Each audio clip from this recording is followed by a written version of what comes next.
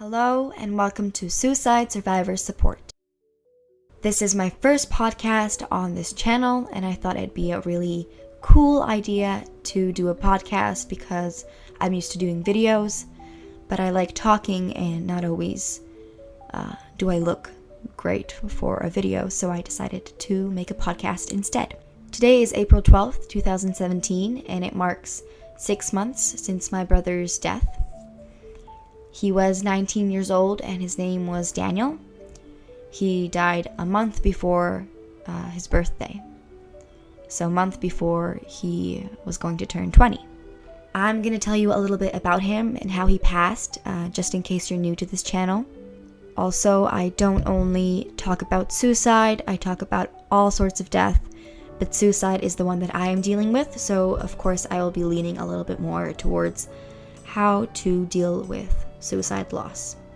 So his name was Daniel, like I have already mentioned. He was very, very loving, very kind to his family. He was very polite and always put himself before others. And I genuinely mean this. I think he was the nicest man, almost a man, in the world. And I really think he was an angel who was just put down into earth to see, to let him experience what life is like. But then he had to be taken back up because angels can't be down on earth for too long. I believe in God and heaven to an extent. And if you don't, it's totally okay. I'm not forcing my beliefs onto you. But yes, the only thing that helps me get through every day is believing that he is up there, on the other side, that he's waiting for me, that he is everywhere around me, and that makes me feel a little bit better, a little bit happier. Alright, the way he passed away was he committed suicide. He jumped off of a bridge, and I got the news sitting at the guidance counselor because I already knew something was up and I didn't know how to help. And I have always been told, go to an adult, go to a professional. So I went to the guidance counselor, and that's when I got the call. My family members, all of us that are left, blame ourselves. I blame myself. I was 3 hours too late. I slept in that day. If I would have woken up a little bit earlier and got into the guidance counselor, maybe I could have gotten him to the school before he did what he did. My mom, she was the last to see him, and she left him. They had an argument. She turned around and she left. And that was the last conversation they had. My dad, he was in Fort McMurray. That's where he works. He just feels bad in general that he can't be with us all the time because he works so far away. And so it's really a horrible thing. And every day is a struggle. Some days are better than others. But this is not something that is just going to go away.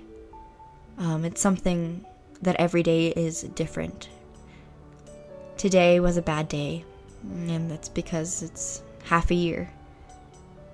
It feels like 100 years have gone by, and it also feels like this just happened yesterday.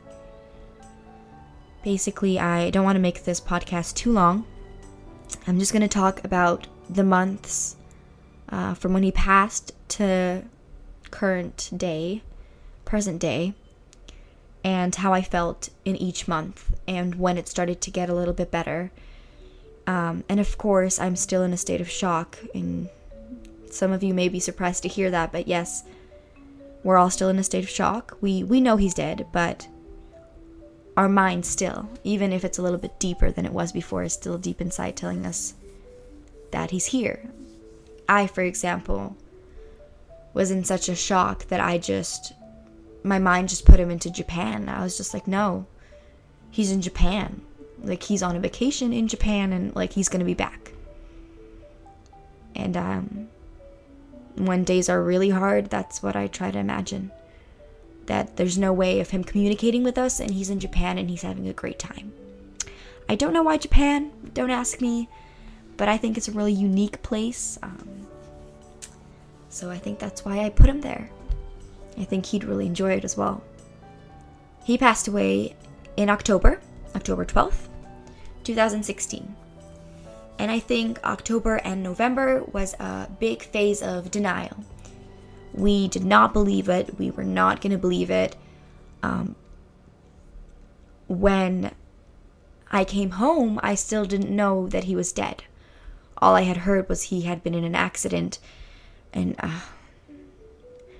I think I was praying. I think I was praying that we were going to the hospital. But when I walked into this house, into my house, I sort of had a feeling, okay, this is not good. And I sat down on the couch, and that's when I asked several times, is he dead? Is he dead? Is he dead? And when I got the answer yes, automatically, ringing in my ears, and I lost it. And I was like, no, I don't think you got what I asked. Is he dead? And death is,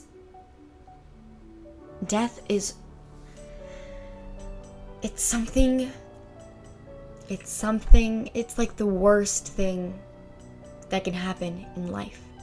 Life has so many bumps in the way to your career, to your future, to a family you're gonna build.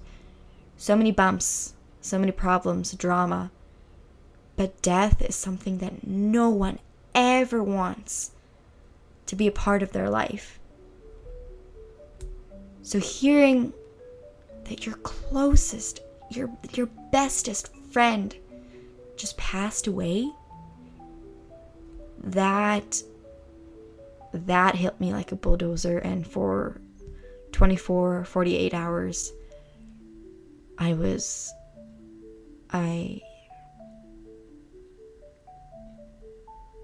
awful.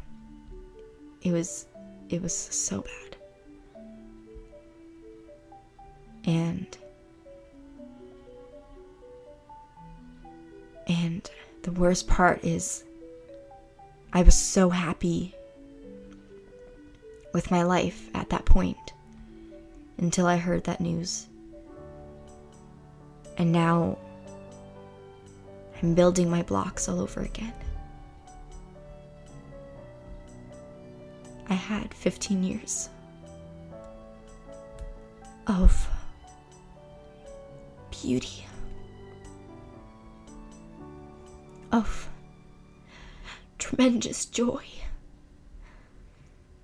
and amazing memories, and really, really fun times with my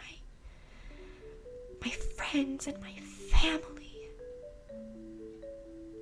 And with one second as you dropped, with 1 second when they said yes, he's dead, all in 1 second, everything I built up, all my confidence, my identity, came crashing down. And I'm 16 now. I'm in high school. I always wanted a boyfriend. And I found myself. I knew what I wanted to do with my life. I was so happy. I was so happy to come home every day. Yes, maybe I wasn't thankful for everything that I had, but I was happy. And I thought, like, I was just genuinely in a really good place in my life. And now it's so hard to go to school and act like you haven't changed. Everyone stayed the same. And I'm still facing the same goddamn situation every day. And I have to put a smile on my face. I have to. You say I don't, but I do. Because if I don't, no one wants to deal with a depressed girl that they can't relate to. It's so hard. And I act like I have all my chiz together.